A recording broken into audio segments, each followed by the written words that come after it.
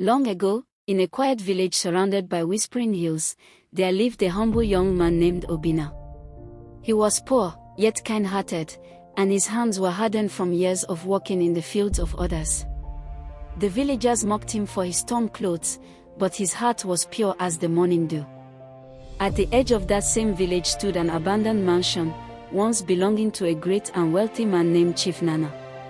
It had been empty for years, its windows dark, its gates rusted shut. Some said the chief had died without an heir, and his spirit still wandered the halls searching for peace. One stormy evening, when thunder roared across the sky and rain fell in heavy sheets, a mysterious old man arrived in the village. He wore a long brown cloak and carried a carved wooden staff. No one dared to speak to him, for his eyes carried the weight of countless journeys. But Obinna, seeing the old man shivering in the cold, invited him in. He shared his little food and offered a dry mat by the fire.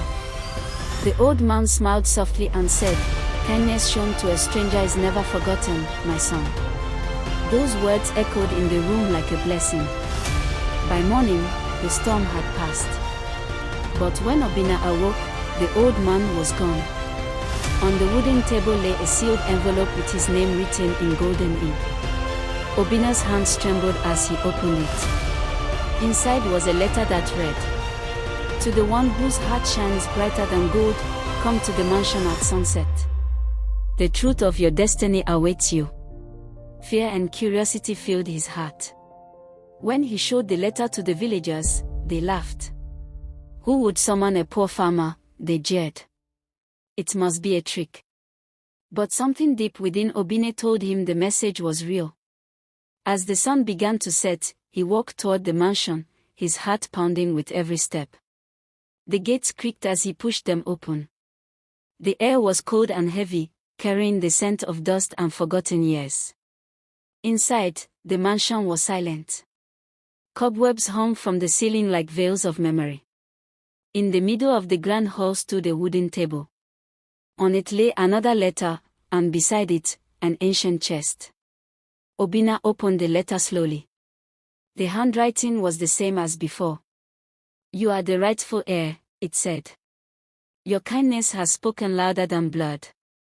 The mansion, the land, and all that lies within are yours."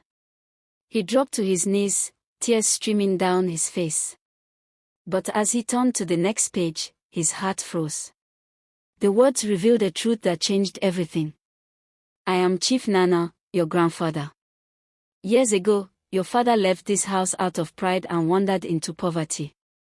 I searched for him, but fate hid you from me. Now, though my body rests beneath the earth, my spirit has found you. I leave this inheritance not for wealth, but to honor the goodness that survived our name." At that moment, a gentle wind swept through the open door, circling around Obinna like an embrace. The candles flickered, and he felt warmth on his skin, as though unseen hands were blessing him. From that day on, the mansion no longer stood empty. Obinna restored it with his own hands and opened its doors to the poor and hungry. The same villagers who once mocked him came seeking help, and he welcomed them without anger. When people asked about his fortune, he would only smile and say, "We inherit not only wealth, but the kindness of those who came before us." Years passed, and the story of the inheritance became a tale told by firelight. Elders would whisper it to children on quiet nights beneath the stars, a story to remind them that kindness never dies, even when buried by time. And in that village, it was said that when the wind blew softly through the mansion gates, it carried the voice of Chief Nana, whispering blessings over the house that was once lost, and the boy whose heart brought it back to life.